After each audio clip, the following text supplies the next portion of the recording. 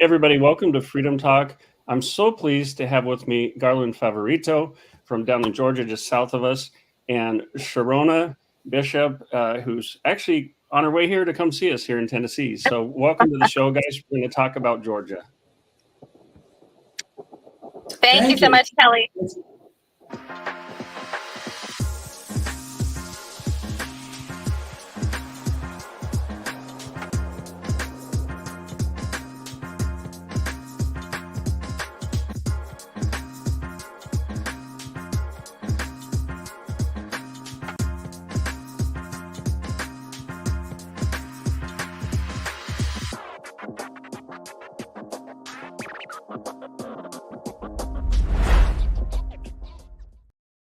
Well, as you know, Garland, Sherronna and I work for the great Mike Lindell, a man who's sacrificed greatly for election integrity. You and I were just talking about how he's doing. And I have to say, you know, Sherronna has led these recent town halls with Mike Lindell where he goes on live and talks to people. And I tend to draft up emails and press releases and things like that. But so Sherronna and I, working for Lindell Offense Fund, we've worked with you. Cause of America's worked with you. You've done some great work, Garland. Maybe you could tell us a little bit more about what's going on in Georgia and the work that you've done. Well, sure, Kelly, and it's not just me. I'm just the face of our organization, and we have like 1,000 volunteers, probably, about 20,000 followers and supporters around the country. And it's just amazing. I just happen to be the face of the organization, but we're really, really proud of our work. So we've made a lot of accomplishments, differences between the 2024 election, which we can talk about as you want to. Legislative changes have been major, dozens of changes. Some of them have been really, really critical. We've gotten a couple of new state election board rules in. We've made some significant new ground in the judicial side of things here in Georgia, particularly with this Dominion encryption case. We've got several cases we can talk about. So I'll just throw it all out there, and then you let me know where you want me to start first. Please do. Yes, definitely. And I tend to, particularly on these live shows, which we're going to simulated live cast this later, I tend to put together some slides as we're talking. So if I'm looking down, it doesn't mean I'm not engaged. So please do go ahead and tell us what's going on in Georgia. Okay, well, I guess I'll start off with the legislative changes that we've made since 2020. And there are just so many of them. There's probably about 24. But some of the things that I think are really critical are the banning of outdoor drop boxes, no ballot stuffing in the middle of the night here in Georgia for those drop boxes again. That we had banned all private money coming into counties, so there are no more Zuckerbucks that influenced the counties in 2020. We got 45 million of that money. 94% that was spent in counties that Joe Biden won in violation of the equal protection rights in both federal and state of our Georgia voters. So that's not going to happen again, nor is there the ballot stuffing with the in the middle of the night like we saw in 2,000 Mules. So those are two really good things. Also, we're going to have all the elections will be conducted on ballot security paper with visible watermarks. So they can't easily be copied. We did find that I think approximately 1,000 ballots appear to be copied. Just literally just copied. So that we won't have that problem again. Another very interesting one, and the one probably that was plagued us the most, was hundreds of thousands of votes were added after the election, which changed the outcome of not only the presidential race, but the U.S. Senate race. So there's a new law that requires all ballots that were collected prior to election day to be tabulated by 8 o'clock on election night. That's tremendous. Yeah. So the only thing that will be left are really to count our absentee ballots that come in after after or on election day, actually. Absentee ballots that come in on election day are the only thing left to count. And then there's some Kava ballots that come in, the overseas voting, but that's very, very small amount of the total vote here in Georgia. So those are just a few of the changes that we've made ballot images public record so that we can better audit the election. We've found all sorts of nefarious things by looking at these ballot images. It's just unbelievable. In fact, we're doing a press conference on this next week, October 30th at 2:00. We're going to talk about all those things. It's going to be very interesting. So those chain of custody is improved, ballots public record. And then another one that's interesting, people love, is that the elections officials will have to be U.S. citizens. So the elections officials, if you have to be a citizen to vote, why don't you have to be a U.S. citizen to handle 500,000 electronic votes? You'd think, yeah. That's what happened in Fulton County in 2020. So those are just some of the changes on the legislative side that are helping to secure the 2020 election, 2024 election. 2024, yeah. Yeah, I'll probably never get away from 2020. I think it's going to be in the rest of my life. So what kind of, Sherronna, did you want to say something? I just had a quick question, Garland. When we're putting timestamps on when the votes have to be tallied by, does that take into consideration the breakdown of voting equipment? And are you guys able to do paper ballot hand count should you have electronic machines fail? Well, we are statewide with Dominion. Most states operate with individual machines, types of machines in individual counties. Georgia is one of the only states that has the same system installed statewide. And that sets me off on a whole nother tangent about why that is so bad, because the entire voting system is subject to a single point of attack. And if you can compromise the election preparation server at the Secretary of State's office, then that you can compromise any election in any county and any voting machine, all without detection, because the preparation files are downloaded to each county for each election. They in turn then prep their individual components, their scanners, their ballot marking devices from something that could have malware undetected on it. So that is a huge concern to us here. And I know I got completely off tangent, Sherronna, but you kind of tweaked me there, so I had to get that in. So I don't think that actually addressed your question now. Well, I mean, because we're already watching the machines fail, and so I'm in a chat with a lot of your Georgia folks who are talking about they've been trying to get paper ballot hand counts approved on the very, this said machines are going to fail. So if those machines are going to fail, then we need a backup plan. And my understanding is Georgia is not allowing paper ballot hand counts, or they've been under duress, the counties that are attempting to do it. That's right. They're under duress from the Secretary of State, who doesn't want them to count the ballots because, the ballots may not add up to what his voting system says the counts are. So, yeah, it is a big problem. We're trying to pursue that. We've got there's a court case that's kind of interesting that we're trying to use here to facilitate some more hand counts. The counties do have the authority to do that. Some of them have chosen to do that, but not that many. They don't want to uncover any problems. And yet this I believe circuit court judge, I might be getting that wrong, but he struck that down, not based on any law, but basically saying it was his opinion that it would create too much chaos this close to the election. And then I understand a federal judge seconded that. In my mind, this is election interference by the judiciary. Well, that case is under appeal, and that's all overblown. So what it was kind of ironic.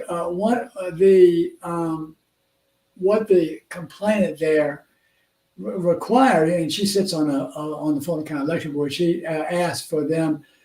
She was being denied access to the documents she needed to certify, And she requested that the court rule that, in fact, that she does have since she's certifying, she has access to all the documents she needs. And they were being withheld by the Fulton County elections. So she sued for that, and she actually won. So she won the case. But in filing that, they also asked for him to make a ruling on the certification. And he said that, well, you have to certify anyway. So and she's actually going to appeal that part of it. Technically, the way you read the Georgia law is that you have to certify, but if you have issues, you can document all the issues that you've had, and you don't certify that it's true and accurate. That you certify that, okay, here are the issues, and then you can turn that over to the district attorney for an investigation. He can turn it over or he is obligated to turn it over to the state election board, which is now in our favor. We've got a majority of the board that are election integrity minded individuals. So that was wonderful. We got that accomplished this year. And speaking of that, I'm kind of get off subject here, but the state election board passed 2 rules in this session. There's been a lot of issues over the rules, but they did pass 2 rules that will detect the QR code problem that Tennessee had. They ended up, the Secretary of State recommended decertification or discontinuance of the use of the Dominion system, the same one that we use here in Georgia, up in Tennessee, because they found out that system was not actually counting all the votes. So what we call the Williamson County, Tennessee era. And that we found that era in 65 of 67 counties surveyed down here. So they have put in the stopgap measure that I authored to detect that problem if it occurs in Georgia in this election. So that's another really good thing that we have gotten accomplished there, thanks to the state election board being turned over.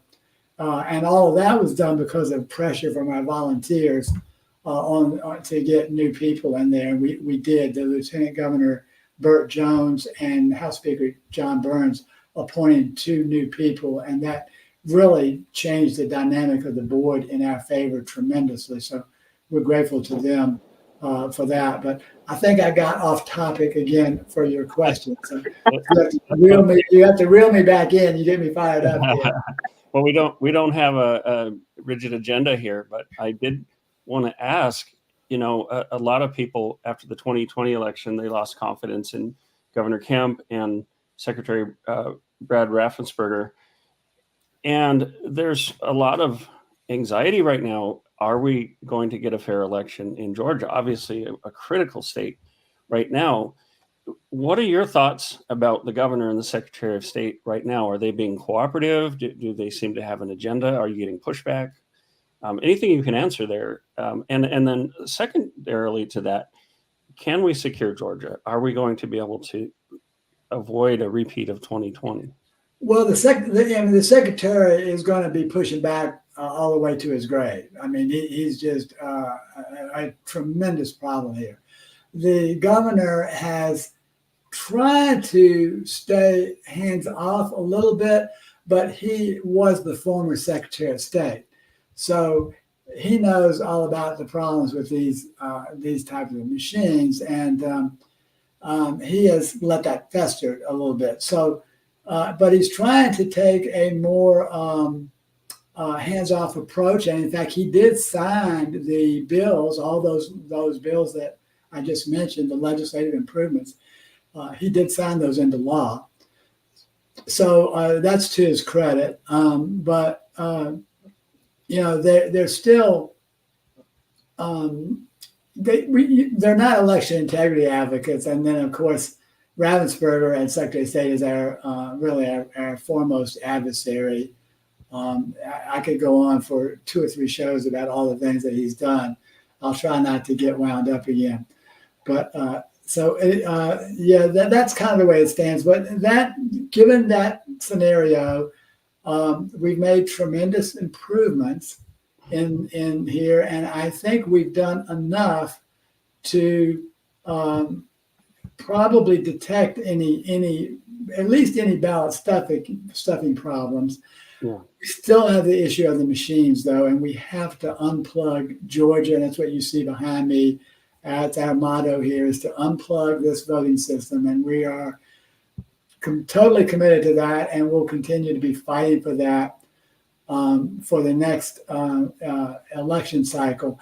And now that we have the encryption key case, which has exposed new security vulnerabilities in the Dominion system, the common certificate value that's used to access all Dominion systems around the world, including the ones that their Serbian programmers use to program the system, which should be programmed in America. And the fact that different states can talk to one another without their knowledge. Georgia is not secure from Colorado or Michigan or Arizona, for that matter. And so those are all problems. Plus, you can even get the admin password on a T-shirt these days, as I was telling Sherronna the other day. So it's systems wide open to fraud. The Clay Parikh, I'm sure y'all know, demonstrated a hack in court and switched votes from Trump to Biden in a sample election from 2020. And so we've got to get rid of the machines. We're still completely committed to that. And Mike Lindell was right about that all along. And so it was. So we've got to. As was Tina Peters, and Tina Peters was one of the first ones to bring all this forward, and as we see, she's currently in jail, so which we have to do something about. Yes, we do, and I've done a lot of shows about that, and I have some ideas about that, including sanctuary for political dissidents, because we see it blows my mind, guys, because I saw a tweet this morning from Kamala Harris where she said, let me see, I think I can find it here. She said, Donald Trump has been very clear that he would weaponize the Department of Justice against his political enemies. You know who does that? Dictators do that. And I thought, well, what the heck have you guys done to Tina Peters? To Steve Bannon gets out in 4 days, thank God. Going after Donald Trump. Sherronna and I both have been targeted. I'm on the list of supposed domestic terrorists for being a concerned school parent. So it just blows my mind. And here, this is my opinion. And Dominion can sue me if they want. They can have my dented minivan. We don't have anything but Dominion has way, way too much power. And I just saw recently that, they sued Fox News. They received a settlement. Well, it turns out Fox News, and here I'm doing what you're accusing yourself of, Garland. I'm getting off track, but that Fox News was actually paid or loaned money by a bank in China by the CCP. So this whole thing stinks. And of course, they're going to try to strong arm everybody. I'm not afraid. I know Tina Peters hasn't been afraid. I think about her every single day, what she must be going through. I mean, 64-year-old Gold Star mom. Sherronna, I know you know so much about this. Well, I think the irony is intense this morning after yesterday's discovery of somebody's been intercepting ballots in Colorado, filling them out for voters and sending them in. So, I mean, Tina Peters is going to have the last laugh on this no matter what, whether she's sitting in that jail or she's out here on the outside. It's not going to end because our election from looks like you're going demonstrated through that. Looks like you're going through. Hang on one second, Sherronna. It looks like you're going through a bad spot. I'm going to play a 44-second video that I think is absolutely apropos, and hopefully you'll get in a better spot here. Democrats admit voting machines. I mean, they long have said they were easily hacked. In fact, this is what some Democrats had to say about machines being hacked. Take a listen. I continue to think that our voting machines are too vulnerable. Researchers have repeatedly demonstrated that ballot recording machines and other voting systems are susceptible to tampering. Even hackers with limited prior knowledge, tools, and resources are able to breach voting machines in a matter of minutes. Because you support Donald Trump, you've been relentlessly attacked for saying the very same thing we just heard Sheila Jackson Lee and Adam Schiff say say right there. I think the public's waking up and more is coming out. Isn't it funny, right before this election, all this stuff starts coming out, but yet I've been decimated with lawsuits and everything else by these corrupt machine companies. It's disgusting. Yeah, it's the level of hypocrisy, the dishonesty is amazing. But Sherronna, hopefully you have a better connection. Please continue what you were saying about Colorado. I really hope so. Tennessee's got to get it together with their Wi-Fi here. Is that better? Yeah. Are we good? Okay. Well, I just wanted to point out the irony of what's happening in Colorado right now. So Tina Peters will have the last laugh no matter what happens, whether she's, incarcerated or on the outside. She is free indeed because she told the truth. And the truth is right now in Colorado, it's blowing up yet again because of another ballot scandal. So this time the mandatory mail out ballots, which every single person who's on that overinflated registration log, by the way, the state of Colorado has been sued and they still have not done what they're supposed to do to cleanse those lists. So every single person receives a ballot. Well, now we have a story out of Mesa County. Garland, did you hear this story this morning? Mesa County has 12 ballots they know of for certain are fraudulent ballots. They were intercepted at some point. They don't know when, possibly from the U.S. Post Office, but the U.S. Post Office also isn't providing audit lists. They're not doing what they're supposed to be doing with the ballots. They're not providing the information on what happens to those ballots if they are undeliverable or if they even are delivered at all. So it wasn't because of government intervention that this was found out. It was because of the voters. The voters were signed up for ballot tracks in Colorado and received a notification that their ballot had been cast, a mail-in ballot had been cast for them, and they knew they had not voted. So they marched themselves down in Mesa County and told the clerk exactly what had happened. Well, unfortunately for the clerk, the signature verification detectors, right, which are not great, had allowed 3 of those votes already to be passed through. And there's no way to retrieve those votes. There's no identifying information on those ballots that would put the ballot back with the originator of the ballot. And so we have 3 illegal votes we know of for sure in Mesa County that can't be retracted. And these people have just been told, here's another ballot, just cast another vote, and hopefully it'll all come out in the wash. That's what's happening in Colorado and Mesa County, where Clerk Tina Peters tried to steer those elections. And they're left with egg on their face. One little note, and I think you'll find this hilarious, knowing our background about the FBI raids and all of these things that happen in Mesa County. The Secretary of State, he said, she said that she does not want outside help. And I really had to chuckle on that one. Tell us who the Secretary of State is there, because she is quite devious, in my opinion. Can you hear me, Sherronna? Yes. Yeah. So, Garland, I think Sherronna asked you a question. Yeah, sorry, I missed that last part. I was going to chip in there. Kelly, you mentioned something that was interesting. You mentioned the Fox News supposed settlement, which I think you had mentioned that some money may have come in from a Chinese bank. I'm really interested in that. We just learned this week that they were fully informed of the new Dominion security issues, as well as the investigation that Mr. Bernstein was doing for the CIA, former CIA station chief, and his a group of folks there, in uncovering some of the really what appears to be fraud or possibly other activities in relationship to the Philippines. This is not Dominion Smartmatic, but Smartmatic connections in regards to the Philippines, rigging of an election there, and other activities. So they were aware of all this. They're aware of they had tracked down how the source code was acquired and everything. And Fox News was aware of this, and yet they still,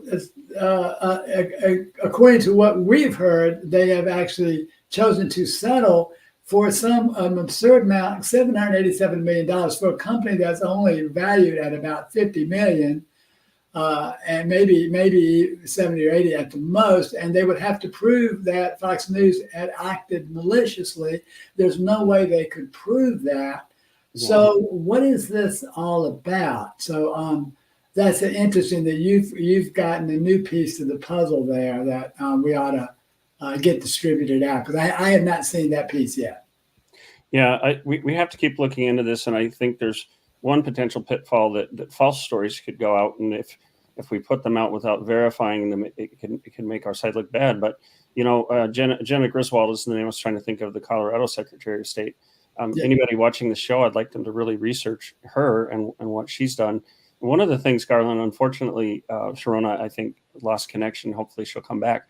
But one of the things in my mind, Garland, is we are more prepared this time than we were in 2020. And I want to show you something I posted on FreedomTalk Instagram this morning, and I stole the graph from somebody, but that happens a lot on social media. We call it genius steals, right? But what they did in 2020 was they took what probably was a close race. I remember that. I was at an election party, pro-Trump, and we all went to bed that night saying, well, that's it. Trump's won. It's a done deal. And then we woke up the next morning and we got this. But I think in 2024, two things are happening. One is we are much more prepared. We've studied them for 3.5 years. Mike has suffered immense loss, personal loss of prestige, all of that to keep pushing forward the truth that the machines are very hackable. I'm going to play a video on that in a moment, but I think this graph is really accurate here. I don't think Kamala is doing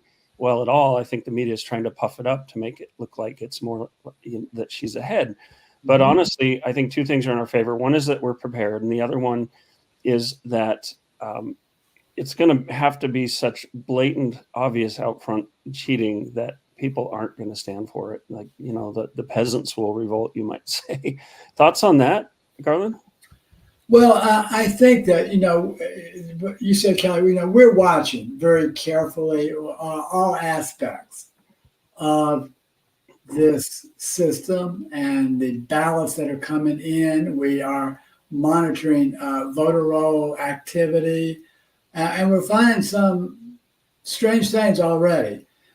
So things that shouldn't be happening, but we are watching it very carefully. And as you said, Republicans were totally asleep in 2020. They were just in a dream world. Our organization has been active for 18 years, and it was at the beginning mostly comprised of Democrats who believed they were cheated out of the 2002 election here in Georgia, and they very likely were. So they, along with the Libertarians and under the Constitution Party and grassroots Republicans, built our coalition for the first 18 or so years, and then, 15 years. And then in 2020, suddenly the Republicans all woke up, and now we've got everybody awake. It was pretty exciting. So I think the fact that everyone is awake now and everyone is watching is going to deter some of the cheating. Not all of it, but I think it's going to make a significant difference in this upcoming election. Yeah, and like we saw there on that first video that I played, the Democrats, when it was their turn, you might say, were very concerned about the hackability, the vulnerability of the machines. I'm going to play a little clip here with Emerald Robinson talking about the hackability of the machines. News on the election fraud front in the Dominion defamation case against our very own Mr. Mike Lindell. The judge in the case has ordered Dominion's founder to sit for a deposition. Evidence shows since at least 2020, a third party configured its machines with plain text master decryption keys in an election database protected by nothing other than Windows login credentials easily bypassed. With these keys, a malicious actor has total control over electronic voting systems. Eyewitnesses have testified to having experienced during the 2020 election in their local counties. I witnessed so many irregularities when I was there on election day on the 3rd. So he walked me over to the high-speed scanners and tabulators. He said, see all these Ethernet lines running out of the tabulators? They're all bundled together as they accumulate, and then they're all connected to these routers. These are all hooked into the internet, and that is illegal, and it should not be happening because it opens them up to hacking. Meanwhile, the Opinion Voting Systems leadership has testified in hearings across the country. This. Voting systems are, by design, meant to be used as closed systems that are not networked. They are not connected to the internet. There is no internet connectivity at all. The DeKalb GOP filing concludes with these stark words stating, quote, the Secretary of State's failure to enforce mandatory security requirements for encryption keys has compromised Georgia's election systems and left them vulnerable to any malicious actor, foreign or domestic, to manipulate election results without likely detection. All these machines are online. This is the way things are. This is our world. You talk about Georgia. An Obama-appointed judge a year ago said, you know what? We're going to finally look into this because the experts say that there's problems with these machines. If you question the machines, you're not a conspiracy theorist. That went to court on January 9th. Halderman, in 5 minutes with a ballpoint pen, hacked into the machines, flipped an election in front of that judge. Everyone says to me, Mike, where's that case at? Oh, the judge is sitting on it. If you were that judge, you'd probably sit on it too, because what would the answer be? You melt down these machines and turn them into prison bars.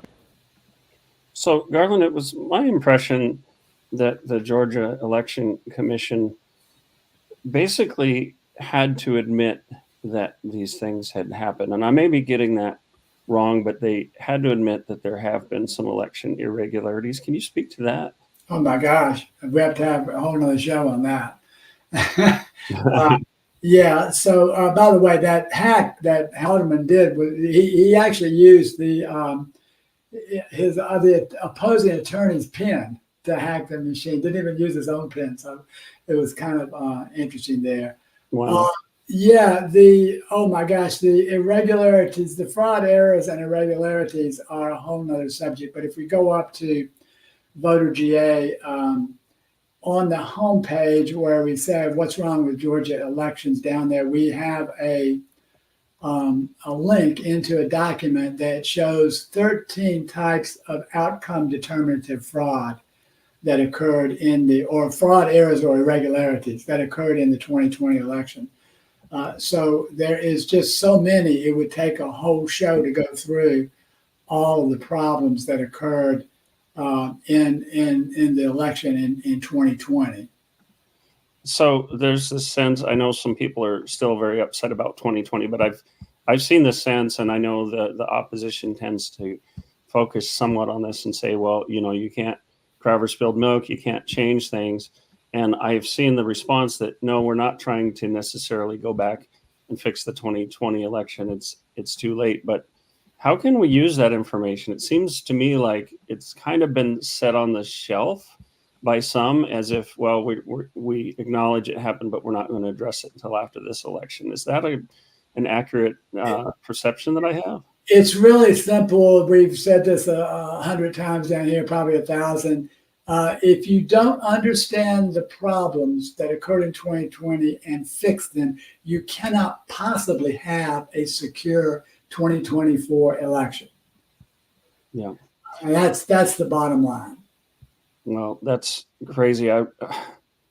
Hopefully more people are understanding it now, because I know some people who cried foul were ridiculed, questioned. I remember, speaking of 2,000 Mules, Dinesh D'Souza, I remember he had this panel. I think Dennis Prager was on it, Larry Elder, and some others, and they were asking, did this really happen? I want to ask you, and this is an aside, but what do you think of Dinesh's movie 2,000 Mules? Actually helped a little bit in promoting the movie for him. I really I think it was great. It was very successful, widely publicized. They based that, the videos that were in the movie were actual government videos. They were not something that Dinesh shot. They got the footage from the government surveillance cams and saw all those people stuffing ballot boxes mostly in the middle of the night. Then the geo-trafficking evidence as well was interesting. And I know they had some, Catherine and Greg had some issues with the GBI trying to really thwart everything they were doing. Well, the one thing I would have liked to have seen in that movie was who were the NGOs that were behind these mules. Yeah. So that's still the missing piece of it, and these people should have been held accountable. So would have liked to see that, but otherwise, it was a great movie that really showed the difference in what the outcome of the elections were in those battleground states. Yeah. I want to take a moment just to show a screenshot of your website, voterga.org. And I want to ask you, Garland, how can people support you? What can they do? And do you have any advice right now for people who haven't voted yet in Georgia? Anything they can do to help prevent election fraud? Well, yeah. So Kelly, we are at again voterga.org. There's all sorts of things you can do to read up on what we've done. We've got the we can volunteer. If in particular if you're in Georgia, you can get on our call every week. We discuss what happened and what hasn't, what's going to happen next week. And so that's a way to be involved. And we have people that from other states on our call. But the most important thing probably is if folks are watching can make a donation. Mike has helped us out a lot.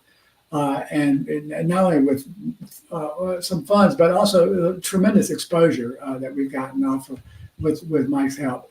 But the donations are tax deductible. And the most important thing is that both Tamara and I, my wife, neither one of us take a salary. So we are volunteers, and we're just doing this like Mike is to try to save Georgia and hopefully save America in the process. Yeah, I see that a lot. A lot of people working for free or they get a donation here and there. I can certainly relate to that. And I just want to encourage people, donate to those who are on the front lines, donate to people like Garland who are working tirelessly on your behalf. And a lot of the large organizations get donations, which is fine, but we really need the people who are on the ground, the grassroots. I want to ask you, Garland, how much of a problem do you think illegal immigrants voting is going to be? And have you seen anything done in Georgia to prevent that? It's hard to speculate about that, Kelly. So, but here's what we do know. The problem is not so much as the illegals voting, but it's their registrations. If they get on the file, that registration can be used to cast a fraudulent vote using their identity, which was invalid in the first place. And what we're seeing here in Georgia, which we're not quite ready to report on yet, but we're seeing invalid registrations. We know that every state has got tens of thousands, like we have here, but we're seeing that ballots are being cast for these invalid registrations. And that is a grave concern, and because we believe that some of this, the illegals are getting on the file and they on the voter registration file, as you were saying.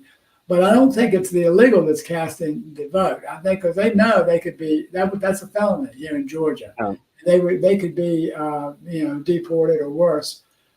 So I think that someone else behind the scenes, possibly with a very good election connections, is casting votes for these invalid registrations. That's a whole nother topic I think you'll be hearing more and more about, particularly here in Georgia as we collect the evidence and present it. So if I understand this right, maybe NGOs or somebody could be voting in the name of illegal immigrants. Would that get them in trouble then? Would they have to defend possibly a felony charge even if they didn't submit the ballot themselves? Well, yeah, I mean, if they're caught, yes, for sure. But the other thing is we don't even know if it's an NGO. It could be actually nefarious state election workers. Yeah. But there's something going on with the voter rolls that is not right. Yeah. There's an unwillingness. You've noticed this tremendous unwillingness to purge these invalid registrations off the roll. And then we end up seeing then suddenly that votes are cast for these invalid registrations. So that's a whole nother area over and above, in addition to the machines problems that we're having. It just goes to show you there's a lot of work left to be done, and this is not going to be over in 2024, regardless of who won. We've got to work another couple of years to get rid of the machines and to clean up the Georgia voter rolls. That's something I've been writing about quite a bit for Mike Lindell, about the Lindell Offense Fund, for all of our followers, is that we're not done on January 6th. We have a lot of work yet to do. I think we've made some great progress, all of us working together to help secure our elections. But if we stop now, if people stop donating, if people stop working, if you were to say, hey, I'm gonna go to Tahiti and sip on a Mai Tai, we'll lose all the progress, and we have to bring this all the way. God willing, Trump gets in, and I know Mike has said that President Trump is very much dedicated and devoted to pushing for paper ballots hand counted. So thank you for bringing up that point. We all work very hard, and you certainly have done some tremendous work. I have one final question, but then I certainly want to open it up to anything else you might want to talk about. But some of these judges and others have delayed these things, delayed some, hand counting, basically saying if you see irregularities, we'll handle it after the election. And that means we have between November 5th and January 6th to rectify these things. I think a lot of people feel like it's kind of a repeat of 2020. Like once it's a done deal, it's going to be really hard to go back and litigate those things. What is your opinion on that? I mean, if some of these things are stalled till after the election, do we have a chance of reversing them? Well, we're living proof of what you just said, because it's taken us 4 years and we haven't gotten the ballots because of a cover-up that involved the Attorney General of the state of Georgia's office, as well as Fulton County, who hired criminal defense attorneys to try to prevent us from looking at the ballots. So we are the living proof that what you said is correct. You cannot ever fix it once they're certified. It's way too difficult. We've had 1 or 2 election challenges in Georgia history that have been upheld, but that's far off of what it should have been. So yeah. Go ahead. No, I'm just agreeing with you. We've got to try to get it right the first time. Yeah, I agree. It seems to me like the overall strategy, a lot of people talk about too big to rig. Everybody get out and vote. Let's make it very, very hard for people to cheat. Another part of that dovetails with it, I think, is preventing as much as possible irregularities, cheating, fraud. How well can these two work together? Can we pull this off? Because it's my hope that, we get to post-election and we get certified Donald Trump, because they just haven't been able to cheat. Is that a realistic scenario? Do you think that they're going to just cheat so badly that they're going to declare Kamala the winner and try to find the votes after November 5th? I don't think so, Kelly. I think that I can only speak for Georgia. Everything is looking like Trump has a tremendous advantage here in Georgia. And there's too many safeguards that have been put in place to allow the level of cheating that occurred in 2020. Plus, if you consider all the momentum it's got, we just went to there was a rally here. Trump was in Georgia this past week. And he didn't even need to show up. They had assembled Tulsi Gabbard, Robert F. Kennedy Jr., Dr. Ben Carson, Charlie Cook, Riley Gaines, Benny Johnson, the podcaster, and I'm probably forgetting a couple of Tucker Carlson. How could I forget Tucker Carlson? As well as Jack Posobiec was probably there too. Huh? Jack Posobiec, DC Drano, maybe those guys were there too. No, they were not on the agenda. Seth Dillon from the Babylon Bee was there, and all these people spoke at Trump's rally. And I was telling my wife, I said, Trump didn't even need to come. It was anticlimactic after that, because he's made so many deals, he's brought so many people together that he's got a almost an unstoppable force here. I think we're looking at a significant victory, maybe even a sweep of a lot of these battleground states.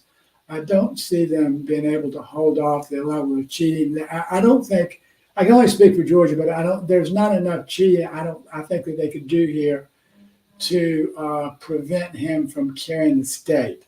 I know that they're going to try, and they might have a couple of little new angles up their sleeve, but we're watching really hard. So I think they're going to be reluctant to try to do what they did in 2020. That's tremendous to hear. And I know there's a lot of worry, a lot of tension, a lot of anxiety right now. I just want to impress upon people that there are people like Garland, Mike Lindell, his team, which includes me, over 300,000 volunteers that Cause of America has helped to coordinate. We're all working for you. This isn't going to be like 2020. I think it's a whole different ball game. Beyond that, Trump, his popularity has only been rising. Mike Lindell and I went to Chicago for the DNC there, and we had an event up in the Trump Hotel where a whole lot of former Democrats came in. They were all Black Democrats who voted for Biden in 2020, but who have switched. And it's just amazing the things that they said. You can go to Mike Lindell's Twitter, or you can go to FreedomTalk's Twitter and look up some of those reels, but they're very, very disenfranchised. And one of the probably the biggest issue, the biggest complaint that they have is that funds and resources were allocated to help build up their communities, to help the youth, to prevent crime, all of those things, to help with education. And they said, look, we don't want handouts. We just want the resources to take this in hand ourselves and build up our communities. And yet that money was diverted and went over to illegal immigrants, much like we've seen Hurricane Helene in Appalachia. People got $750 per family. And from what I hear, and this is just east of us, by the way, a lot of them got turned down even for the $750. And yet illegal immigrants are getting a whole lot of money, free housing, free education, all of those things. And that's got to stop. But I think people are noticing this. And I think that's why some of these people are turning to Trump. Yeah, they are. And they realize that the administration that we currently have is fraudulent. They are more interested in trying to get reelected than they are into meeting the needs of the people. And they can see that, Trump's not that way. So I think that's going to be a factor. Again, if it's an honest election, I think that Trump will win. Our job here is, as nonpartisan, is we just want to make sure it's an honest election. Yeah. And everything else will take care of itself. And that's our focus. We are doing our best to try to achieve that. Well, and it's great. And I think it's great that you're nonpartisan. And, I have a lot of respect for Tulsi Gabbard. We had a coffee shop down in Tucson for a while. And the woman who had run a coffee shop in that space before, she was a Tulsi Gabbard fan. And we found that we agreed on so many things. So I can go so far as to say, if the Republican side was doing what the Democrats are doing now, and we had a Tulsi Gabbard type Democrat, sort of the traditional, John F. Kennedy type of Democrat, I would be extremely critical of the Republican Party and might just vote for the candidate who's most honest. But part of the problem too is that we have Republicans who are carrying water for the left. They're Rhinos Republican and in name only, never Trumpers and that kind of thing. Well, if Tulsi Gabbard was running against Jeb Bush, then the media would be attacking Tulsi Gabbard the same way they're attacking Donald Trump. Yeah. That's Tulsi Gabbard and RFK Jr. both got long standing ovations at Trump's rally. Yeah. They, in fact, I think Trump made a joke about it. That RFK got such a. But the Trump people love Tulsi and love RFK Jr. And because they're not the establishment. One of the funniest remarks came from Charlie Kirk. He said that Trump is a deal maker, and he made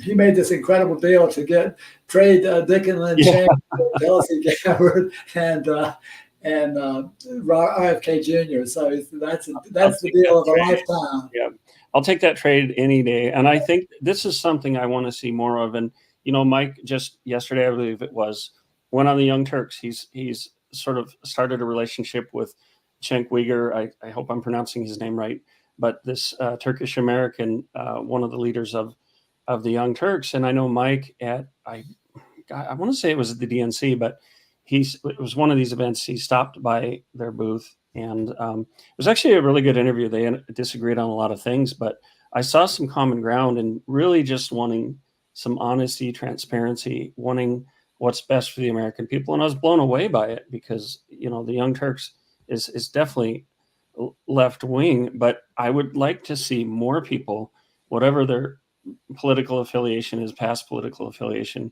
coming together and saying, look, we need fair elections. We need a government that isn't dictating every aspect of our lives. But what I see is a lot of people on the left or still in that Democrat pile right now do not understand that we don't have just a Democrat Party that differs a little from our side.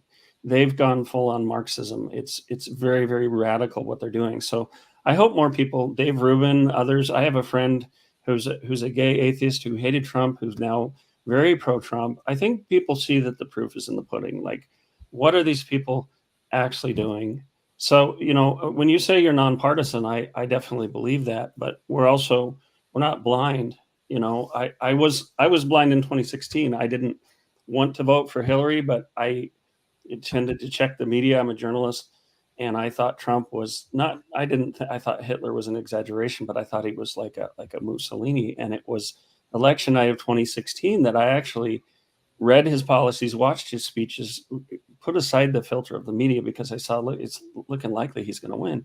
And I converted and I changed. So I wasn't a Democrat. I've always had conservative values, but it took me a while to look past how the media was portraying this and to get very, very honest. So when we had our coffee shop in Tucson, Garland, we would have some people visit who were dyed-in-the-wool Democrats. We had, I got to say this, a Black lesbian couple who showed up in our coffee shop. They had just moved down to Southern Arizona from Seattle. They were in the autonomous community. They were chanting for BLM, banging the drums, everything else. And they woke up. They realized, hey, this isn't about really taking care of Black communities. This is about Marxism. It's about hate. So if people like that who don't fit the mold that the left is always trying to put us in of so-called white supremacists, anybody can change. And it's my hope, and look, I'm on a little bit of a soapbox here, but it's my hope that we can really go with this idea of people are people, because on social media, you see this constant warfare. But when you meet people in person, it can be a whole different story. I was in Las Vegas with Mike at a CSPOA event, Constitutional Sheriffs and Peace Officers. And I watched the CNN reporters come up. I want to say O'Donnell is this fellow's name, but they liked Mike off camera. They loved him. They had a cordial relationship. And Mike will actually say to them, I think you need to make this article less complimentary about me. Your bosses aren't going to like this. So there is this human-to-human connection, and I hope that only grows. I really do. And people need to be very honest with themselves. Stop listening to the media. Stop listening to the partisan people, and just say, what has actually happened here?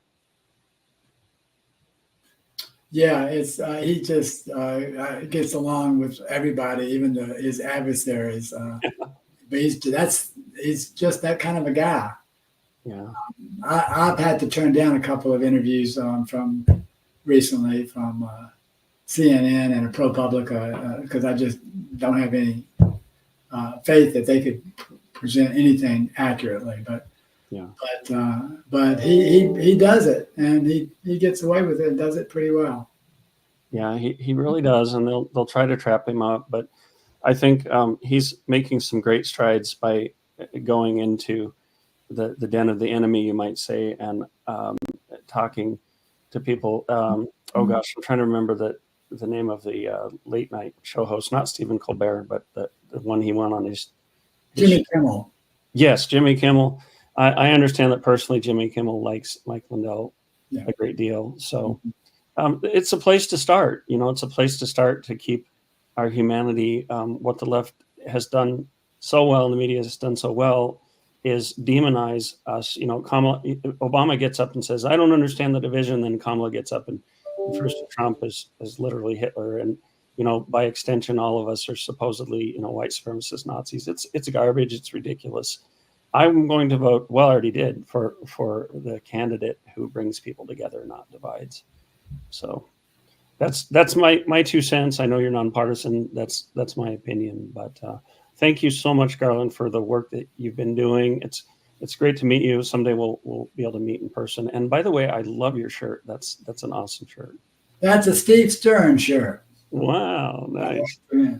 Nice. Well, Garland, thank you so much. I hope you have a great weekend, and thank you everybody for tuning in. Again, please go visit voterga.org, especially if you live in Georgia, but regardless of where you live, look at the work that they're doing down there. I think it's a model, and let's keep this going. We have to reform this election system. It's still going to take years. No matter who prevails in this contest, we as Americans, we're not going to give up. Garland, I want to leave by saying one thing. I see people say, if Trump doesn't get in, America's done. It's over. We're all. I don't accept that. I don't accept that. I think we have to keep fighting as long as there's somebody who wears a shirt like you're wearing there. I think America's not dead. Okay, yeah. I'll probably be dead by then. They'll be coming after me. Well, thank you for everything you do. And Garland, we'll stay in touch for sure. All right. Thanks, Kelly. Good to be with you. All right. Bye-bye. Citizen journalism's on the rise. But why is that? Well, it's because the mainstream media is full of propaganda and lies. That's why I'm working really hard for you every day to bring you great information and to fight for the things that are important to you. So if you're tired of the lamestream media and politicians who make big promises but don't do a lot of delivering, invest in spreading truth by making a monthly recurring donation at realfreedomtalk.com/give.